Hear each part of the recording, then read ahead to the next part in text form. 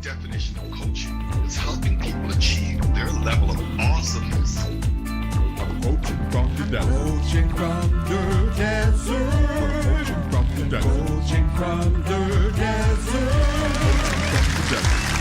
Coaching from the desert. Well, hello and welcome to the Coaching from the Desert, the official podcast of the International Coaching Federation, ICF Arizona chapter. I am Dave A. Cornelius, affectionately known as Dr. Dave.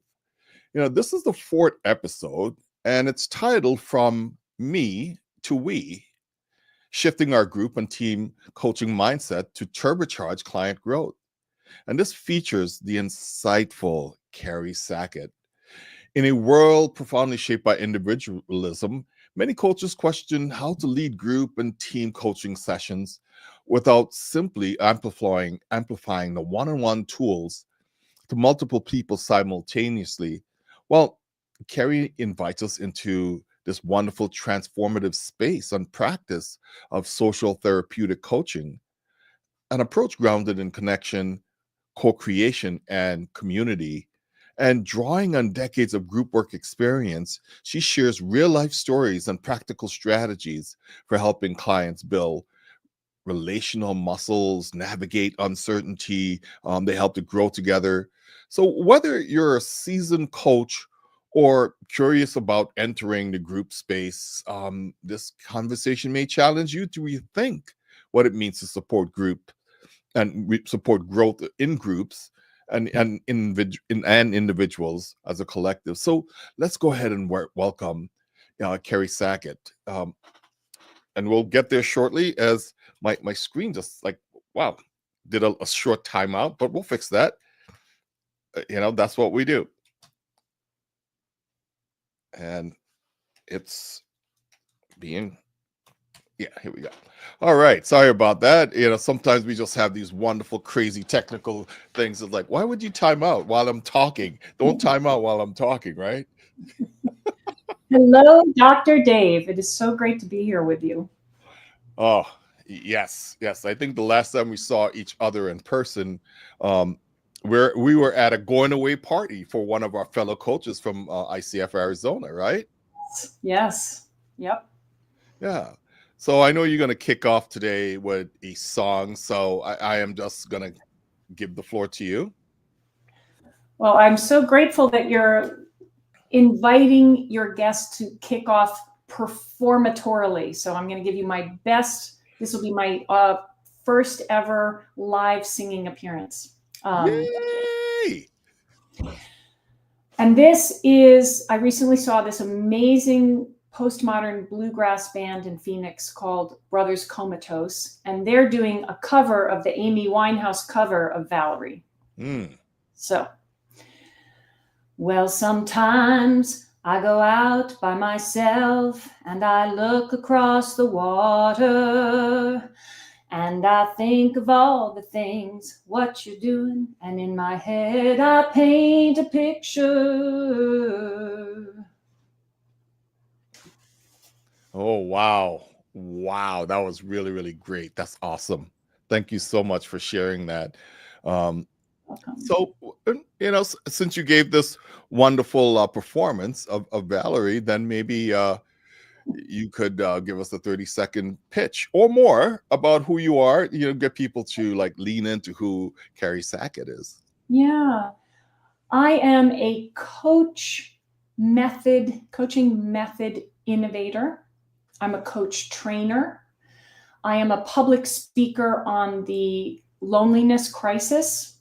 I am a New York City transplant to the desert.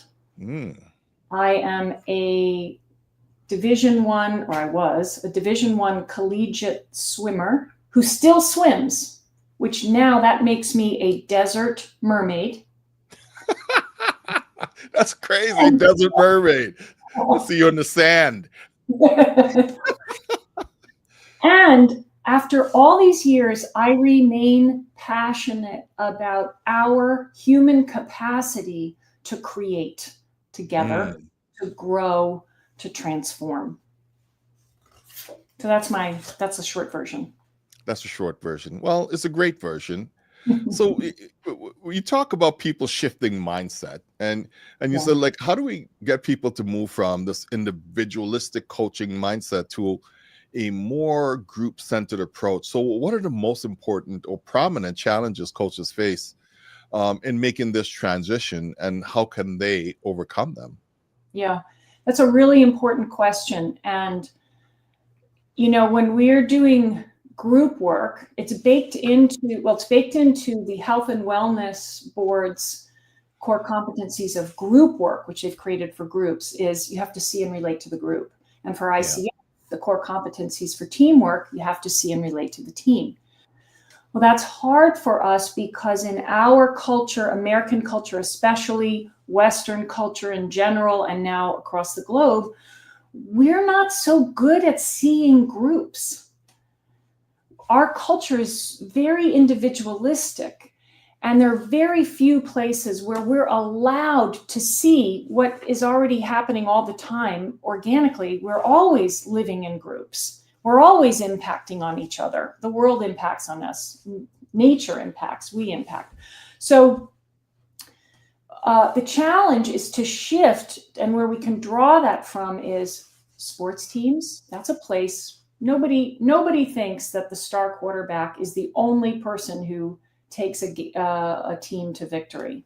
We all understand that there's a whole team element there. Music is another place where we see the group, the orchestra, the marching band, the chorus. If you think about a chorus, even, what we're listening for in the audience is this sound that goes beyond any one person's sound. And then the final place that we are allowed to see groups is in the theater. And there's even a special word for it, the ensemble. Yeah. Again, nobody goes to a Broadway show and thinks that the star of the show is the only element. And in fact, in the performing arts, everybody gets listed in the credits. It's more culturally understood that everybody from the lighting designer to the ticket taker to the director to the actor, everybody is part of producing and creating that experience. So when we're in it, we're there, we see it, and we're even part of the group ourselves, as in the stadium or in the theater. But the second we walk out, we are back in rugged individual land, the me land, I have to pull myself up by my bootstraps. This is my problem. That's our culture. So the way for us as coaches to what I call expand our lens out, you're never going to get rid of a me lens. There's very helpful things about it. So I'm not saying we throw it out, but we need more tools to do group work. So we want to expand that lens to a we lens, and you can do that experientially. Can't just learn it cognitively.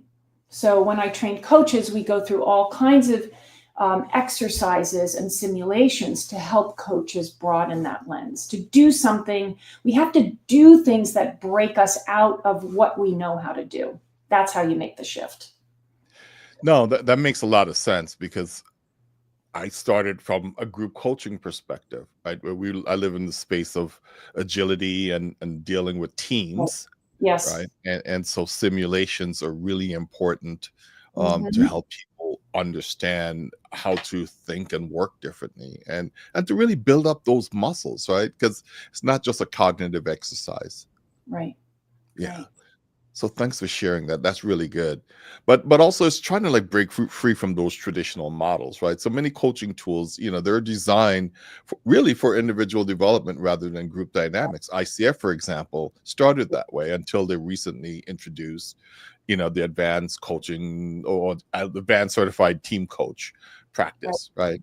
Right. So what key practices or techniques help coaches avoid bringing individualistic models into group coaching? Yep. Well, this is a lot of what my trainings are with coaches on these particular kinds of things. So I want to give you two very concrete examples, sort of the me example, which maybe I'll call the more traditional coaching example, and then a we example. Okay. In individual work, we might be working with a client and they are going on, maybe they're getting emotional, maybe as the coach, we notice the client, there's a shift in the client. And so in traditional coaching, we might say, how was that for you to say out loud?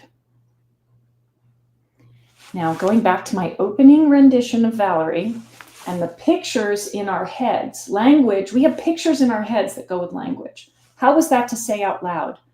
For me, the picture that goes with those words are the client has something inside of them. They're struggling and they get it out of their mouth, and then it hovers over their head. Here it is, where they can now evaluate what they said and assess it and judge it and compare it to what they should be doing or shouldn't be doing versus their goals or whatever else. Me model of seeing what's the activity of what's happening in the session as an isolated individual processing. Okay. Through a we lens, where we're connected, coach and client, we're a group of two building and creating something together. Same thing, client goes on, gets emotional, coach notices a shift. The we question is, how was that for you to share with me? With me. Different picture there. Very few different words. Different picture. Oh, and clients, I will always find a way to ask this kind of a question in a first session with clients.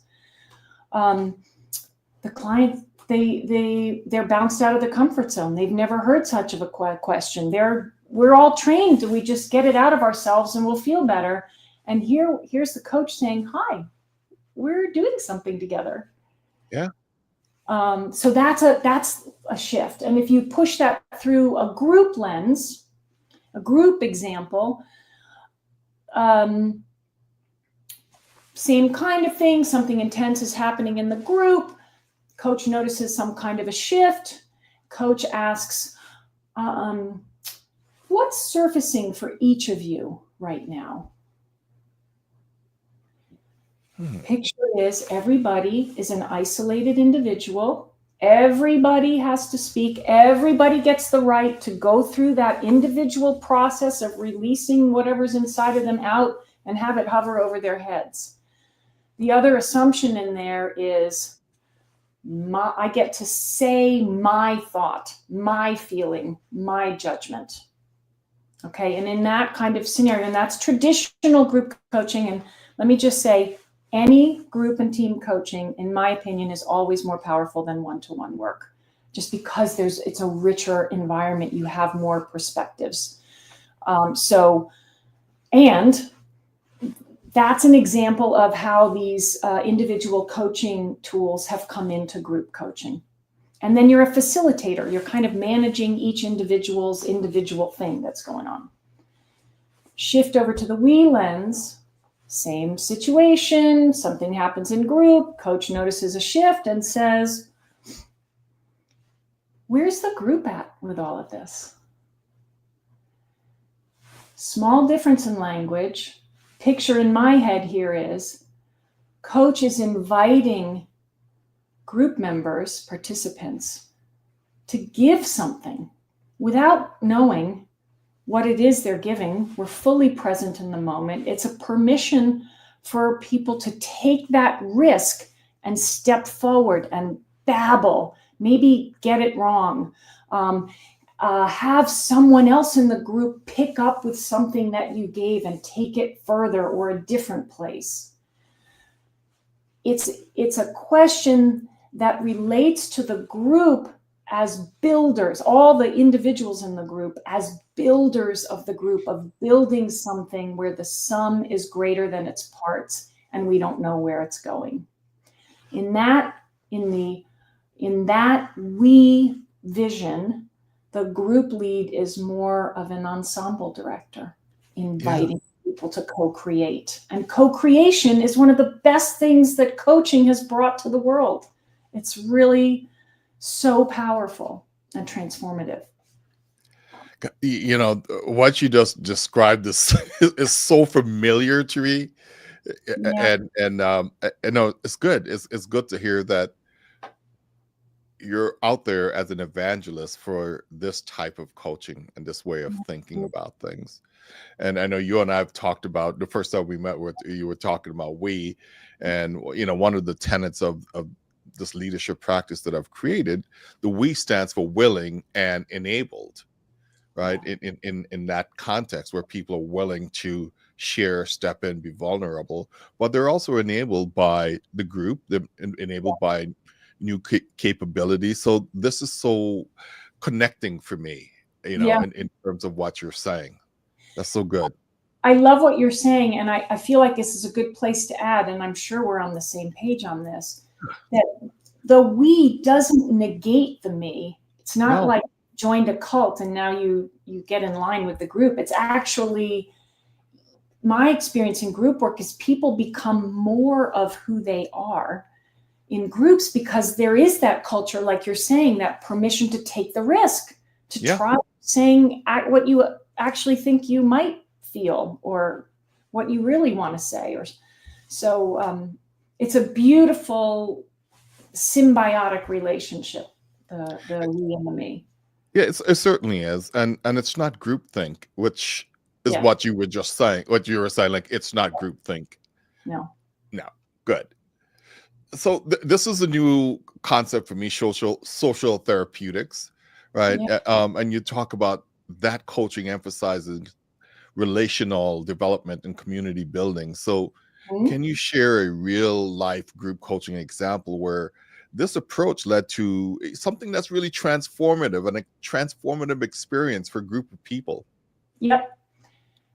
Yes. That's Yes. the hardest thing to do in our work, is to make transformation concrete and, bite size. But I'm going to do Mhm. it. And I actually have two examples. So if I'm going to tell them both briefly. Okay, Um, perfect. one is a man came into group. He's solopreneur, really honestly top of his field. My groups, life development groups that I run with social therapeutics, it's diverse people, diverse walks of life, and also diverse issues that people want to grow around. So we could come back to that later if we want to, Yeah. but I just want to set a little bit of a stage. So he comes into the group and he starts telling the group how miserable he is, and he starts laying out all the things he's doing, and then he ends it up with, I'm just a teacher. And the group, and so I ask the group, here's a relational question, how is the group experiencing this man right now? Or what are you hearing in what so-and-so is saying? And the group's like, gee, he says he's just a teacher, but he's running this international business and he's a sought after consultant, and you're this and this and this and this. The group is saying, we don't think you're just a teacher. That's not how we see you. That might be how you see yourself, but that's not how we see you. And that's one of the fundamental powers of group work. And in social therapeutics, as the ensemble director, it's being able to invite in the group to look outward, to give how we're seeing and experiencing each other. So that was very powerful, and we need others to help us see our impact on others or who we are, because we're just stuck in our own bodies. We can only see from here. Other people can see from all these different places. So that's one example. And that's where people develop that sense of community and belonging, is in those kinds of vulnerable interchanges. The other was a group that kicked off right from the bat. The group member said, "What kind of lonely are all of you?" And then the group took her up on this offer. That's the offer to the group. Hey, you want to create something around loneliness? And somebody said, I'm frustrated lonely. I go out on dates, but I can never make relationships work. Somebody else said, I'm future lonely. My kids aren't going to have kids, and I'm not going to get to be a grandmother. Oh, I'm social lonely. I go out and I'm out with people, but I don't feel connected to them. I'm married lonely. I go out with I'm with my spouse, but we never go below the surface. That's an activity. That's people creating a conversation together where they're making their meanings. That's co-created meaning. Both individuals are making their own meaning out of loneliness, and also the group collectively is creating this shared meaning and experience of loneliness, which bounces us out of the loops in our heads. Yeah. So, yeah, and then that sense of being able to be vulnerable, as you were saying, and that sense of building something and community and belonging. That's why people keep coming back to group. I run my groups as ongoing weekly or bi-weekly groups. I do short-term, but that's why people keep coming back, because they're like, oh, this is the place that I can exercise these muscles with others. And I go back out in the world. It's harder to do. As clients grow, they bring it out with them into the world, but they see their group as a very special place where they just like we go to yoga every week to stretch our physical muscles. No, as you're describing, providing those examples, one word that came to mind was reflective, a mirror. Within the group, that gives you an opportunity to see who you are in a different context. Yes. Yeah. While at the same time, with the group lead, ensemble directors leadership on our best days, of also reflecting back, hey, we're building this together. Yeah. And even a little trickier was, in my mind, I was just thinking about SNL, like they have that scene where like there's kind of like there's a mirror on the other side and you're like talking to the future and reflecting back with you. Yeah, that's what that just came to mind. I'm like, Yeah. So in terms of creating with uncertainty, right?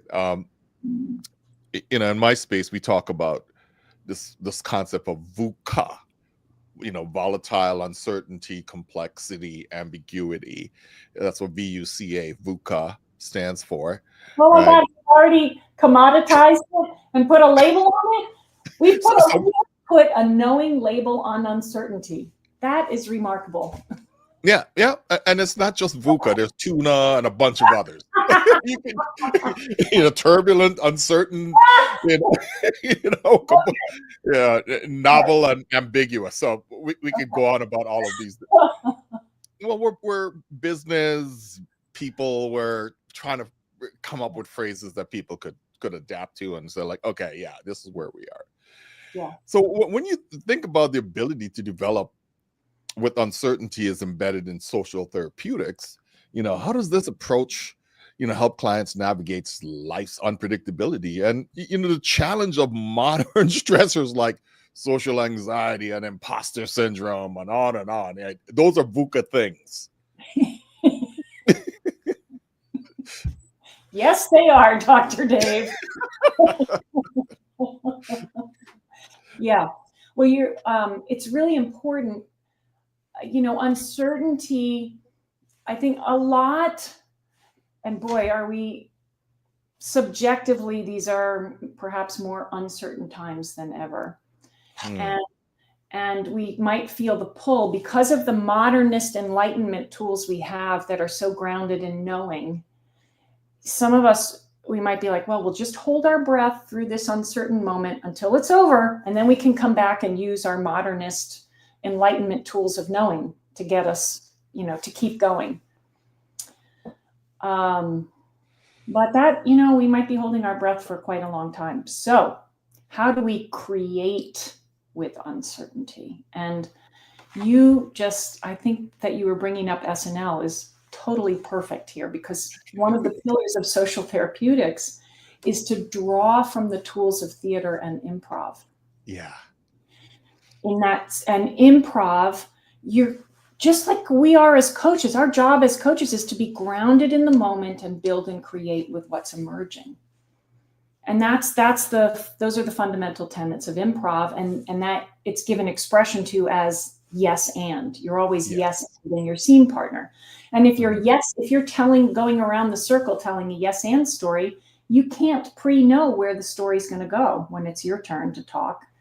So part of the tools in social therapeutics draws from that, and that helps shape the culture of the groups. So in my language and leading groups, I'm saying, let's babble. You are permission to babble here. And then group members pick up on this language and encourage others, especially new folks coming into group. Oh, you can babble. Oh, what's the offer I'm hearing in what you're saying? That also comes out of improv. Or as an ensemble director, especially with these relational questions, before group members are more seasoned in it, I might suggest to a member of the group, after they've given something heavy and deep and whatever to the group, I might ask them, are you curious how the group is experiencing you right now? And the client might say to me, yes, I am. I said, well, go ahead and ask the group. And I'm not saying it to be authoritarian or as a cognitive trick. It's actually the actual activity of that client looking out at the group and asking the question. It's the activity of doing that opens the door, experiential door, to new possibilities. So, I can try saying something. I could try saying something else. I could do a take two. I could make a total mess in the group, and the group could be like, oh God, that was such a mess. Let's do it over.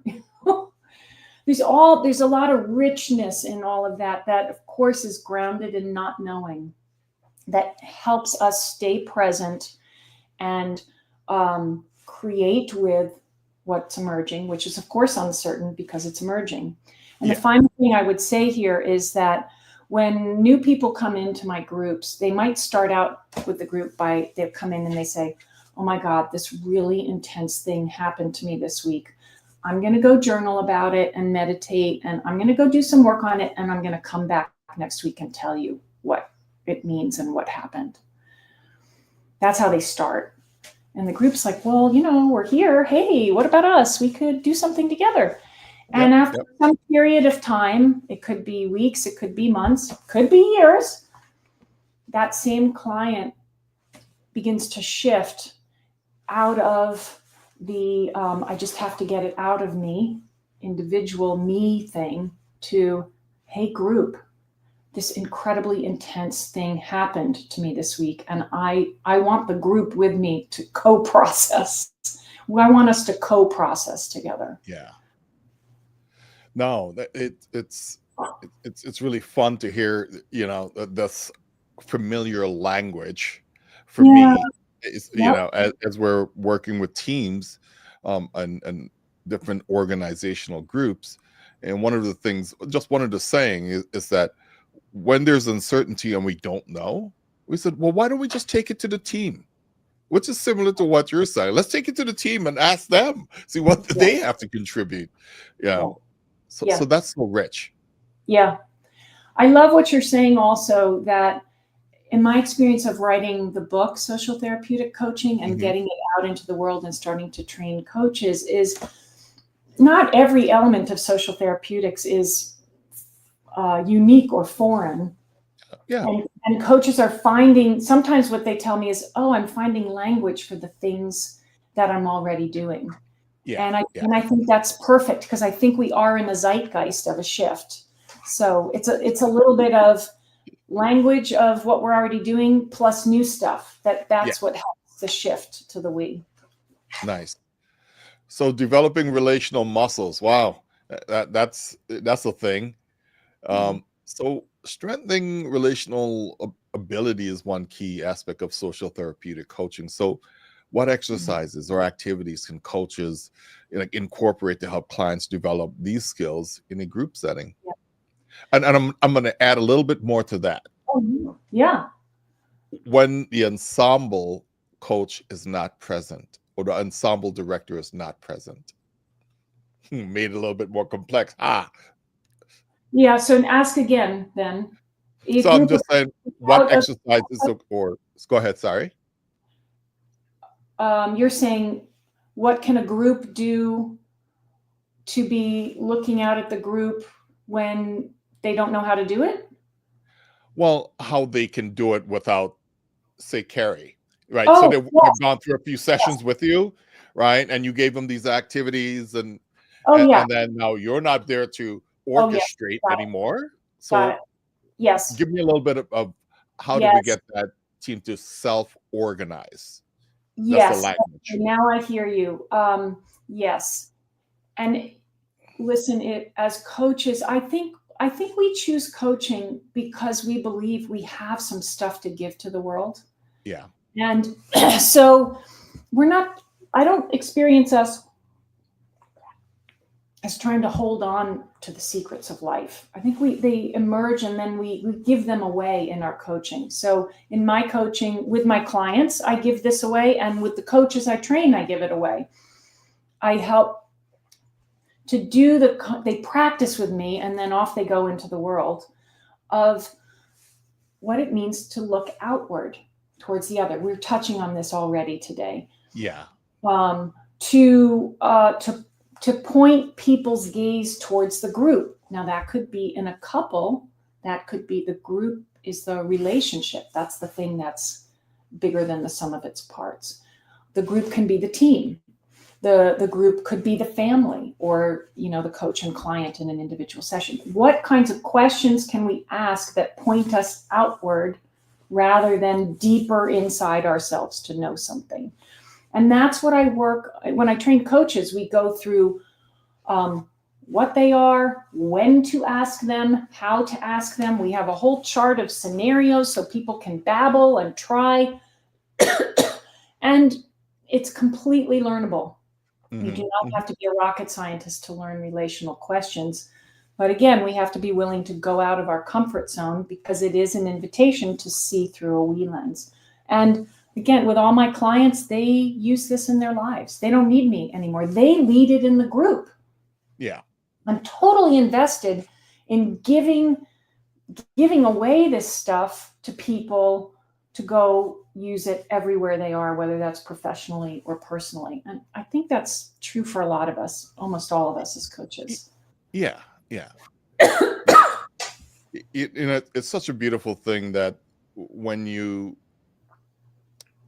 co-create this space and then you're no Yes. longer present, and then people are still connecting with you and saying, oh my God, this is what I've been able to use, and here's the value that I'm getting back based Yes. on our past experience. Yes. And it's so helpful what you're saying. As group leads, as team leads, our posture is, this is ours. We're building this together. And if Yes, it's ours, then nobody's stealing anything. We're that's right. building, we're taking what we're creating and carrying it out into our lives. Yeah. So this is kind of like a side note. Have you ever used like the fishbowl conversation method? No. Okay, don't worry about it then, because I figured since we had so much in common, maybe this is Oh, one technique you could have ran into. different. Yeah. Oh, there's one thing. Oh, there's probably quite a So how do you help these solo coaches,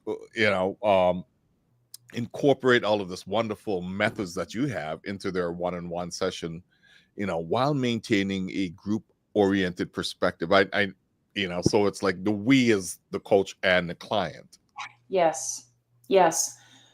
The coaches that I'm training range all over the place, from they're doing one-to-one work, corporate work, teamwork, spiritual coaching, health and wellness coaching, all kinds of stuff. And what they're telling me how powerful social therapeutic coaching is. Mm-hmm.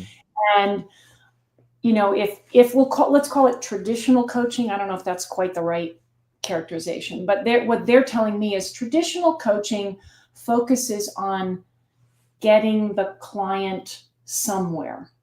Mm-hmm. And social therapeutic coaching explores what's there, what's present in the room, in the moment, emotionally, relationally, including how others experience us.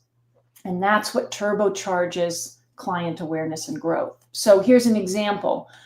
One-to-one session, client didn't get the promotion they were expecting. And client comes into coaching session really angry. You know, I can't deny it. This is what I feel. I'm not going to be loyal around here. I'm going to go look for another job. You know, I can't wait to get out of here. Okay. Coach, more traditionally, reminds the client, gee, you seem to have a good relationship with your manager. Are you going to throw all of this out the window because of your emotions right now? So, you know, trying to kind of maybe manage the emotions. Your emotions are in control and you're letting it separate you from your goals and what's important to you. So it's more rational, helping the client explore maybe the what, that the client didn't get the job, or the why it happened. Maybe they come up with 6 different possibilities together. And then you do the what ifs. Well, what if you hold back your anger and have a conversation with your manager and ask them why you didn't get the job? Why don't you take your anger and use it towards your goal? Okay, that's more maybe traditional. Social therapeutic coaching. Bring it into the room and create with the emotionality. That's what's in the room. It's like this intense big emotion. Yeah. That's what we have to create with. So if we want our clients to learn how to do something else with their, in this case, big emotion, anger, then we've got to create a space for them to practice doing something different with it with us. So we might say, as the client's going, I'm gonna get a new job, blah, blah, blah. We might say, well, are you curious how I'm experiencing you right now? What? You mean I don't just get to blurt out my extreme emotion? You're asking me a relational question? Oh my God. And then you have to listen. The client may or may not be open to it. But if they are curious, then you ask them to ask you, so that they have that experience of actually doing the activity of asking. And then as the coach, we would say what actually really is going on for us at the moment. That could be different for different people. One thing I might say in that situation would be, I'd say, well, I'm feeling distant from you. I'm finding it hard to be close to you right now. I'm wanting to give you stuff and I don't feel like you're able to hear it. Yeah. That's really good. Oh, right. We're here doing something together. So in a way, the coach is performing, okay, you're angry. I got it. Now, what do you want to do with this anger? And then the offer is, maybe we could co-create some other things you could do with your anger besides pushing people away. Now, if that client can build up that muscle, can you imagine how differently they're going to walk into work the next day? You know, do you want to ask me for some help on how we could come up with some other things to do with your anger? So we're not trying to manage it. We're not trying to negate it or ignore it. We're like snuggling it. So the performance is like, oh, I am so glad that you are angry with me here. I finally get to know you when you're angry. And you're not off angry by yourself. Isn't that great? Woohoo! Wow. That's the performance of it. That's wow. So let's talk about the future of group coaching. Mm-hmm. You know, as coaching evolves, you know, what new opportunities do you envision for social therapeutics and group coaching? And I'm stacking up my question here because this is our final question for now. You know what? I'm not going to stack. I'm going to stop there and then go back to the next one. So I'll be a better coach. All right, I'll be a shorter question answerer. So just think about what new opportunities for social therapeutics and coaching. I think it's really important to note that a lot of coaching's leaders, most well-known, the folks who go back 30 years in this industry, are now calling for innovation. Yeah. And social therapeutics is positioned for that because it's a group-based approach to emotional well-being and personal growth. And the method is flexible, so you can take it anywhere. Jonathan Passmore is saying, hey, AI, the way we're not going to get steamrolled by AI is to do things that AI can't do, like transformational coaching, like group coaching. So you got that. And we're the leaders I would say, in the world of innovation around human development. Psychology is too institutionalized, too rigid. They're not going to be able to innovate, but we can. We have like these very innovative multidisciplinary roots. So we coaches have to start exercising our emotional and relational muscles. So we have that to be able to give to our clients. I run an every other week social therapeutic group for coaches so that coaches can experience it, be in a group with peers and practice exercising those muscles. And the other thing we can do is let me train you as coaches. You get a lot of stuff for not a lot of money. And you can take this method with you into all the different ways that you practice. And then as America's loneliness coach, I'm out there now building up the demand to be in social therapeutic groups so that in the near future, I'm going to have more people coming to me who want to be in groups than I could possibly lead. So that's part of my vision on one direction coaching can be going. So the second part of that question, because I didn't stack, was to how do we effectively prepare to meet increasing demand for this approach? And this is for coaches. How can we? Yeah. Find each other, learn from each other. And I really mean it. Come train with me. You can train a little bit and go off and do your thing. You can train a lot and become a certified social therapeutic coach to lead life development groups. And I really hope that, health and wellness, as I was mentioning, the board already has core competencies for group work. I hope ICF picks that up because group coaching is slightly different than team coaching. I don't know, what do you think? What do you think where we should be going as an industry? It's really hard to say where we should be going. And when I think about, because I'm coming from it from a team coach, right? That's my lens. Yeah. I think that's incredibly powerful in terms of how do we innovate in terms of not only just building products and services, but how do we innovate in a way that make our society better, right? And that's where my mind goes in terms of using some of these different practices.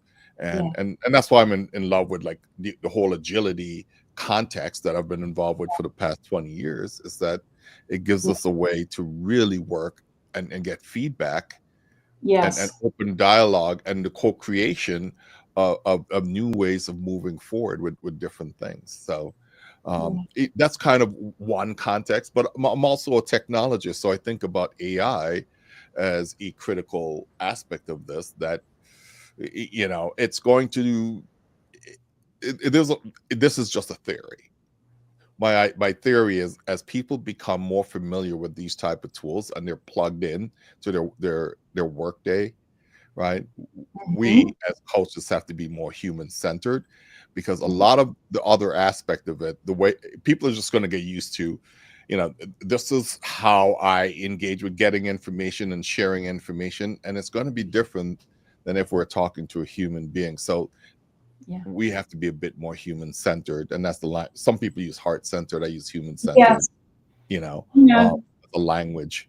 So that's kind of like my perspective on this. Yeah, that really resonates with me. I think we're very close. I think we're the people who volunteered to step forward to help other people be more human in these isolating times. Yeah. We have to keep growing and innovating Always. and give that Yeah. way. Yeah. So one final thing that you want to just leave our happy people with. Oh. Someone gave us a thumbs up. So Oh, good. Somebody's happy. Thank you. Thank you. I really want to thank you. I think we've given a lot and covered a lot of ground in this talk. Conversation. I guess the last thing I was saying this yesterday too is, and I feel this, it's easy to feel conservatized in this moment and want to shrink and not pursue training or not do this or not do that. And I think who we are as coaches, it's just so important that we don't shrink. Yeah. To keep going. I mean, I just put a 25% global uncertainty discount. So you see, I have a label also, GUD, G-U-D, 25% global uncertainty discount on my trainings because G-U-D. G-U-D. Because we can't stop. We're the ones who have volunteered to keep going. So I want us all to keep going. Good. Thank you. Yeah. Thank you so much. So don't go away. I'm going to just close for now. Sure. So thank you for joining us for this enlightening episode from me to we, shifting our group and team coaching mindset to turbocharge client growth with Carrie Sackett. As we explored today, the future of coaching lies not just in helping individuals thrive, but nurturing the connections and collective growth that emerge within groups. Carrie's insight into social therapeutic coaching reminds us that transformation happens in relationships with others, with uncertainty, and with the possibilities that we can create together. So whether you're rethinking your approach or feeling inspired to explore group coaching, we hope that this conversation sparked new questions, ideas, and direction for your practice. And lean into the GUD, good, right? Carrie has something there wonderful for you to get a global uncertainty discount. Check her out and see, what she has to offer. And so don't forget to share your reflections with us using LinkedIn, Instagram, and Facebook. We love to hear what resonated with you most from the conversation that took place. And just remember that this podcast is not only that it lives in those social media platforms, but you'll find it out on Spotify and Audible and all the other favorite places that you listen to your podcast. So until next time, I want us to just keep leaning into connection, keep leaning into creating together and the power of we. And be sure to subscribe and use this episode. Share it with your friends and colleagues and leave a review to let us know how we did and if you loved us or not. And don't forget, the next time, which is May 21st, we're going to have the award-winning Tori Taj as our guest. For more details about ICF Arizona, visit our website, www.icfarizona.org, to learn more about coaching communities and programs. And I say until next time, stay present, stay curious, and keep growing. Someone would say tata for now. My definition of coaching is helping people achieve their level of awesomeness. I'm coaching from the desert. Coaching from the desert. Coaching from the desert. Coaching from the desert. Coaching from the desert. Coaching from the desert.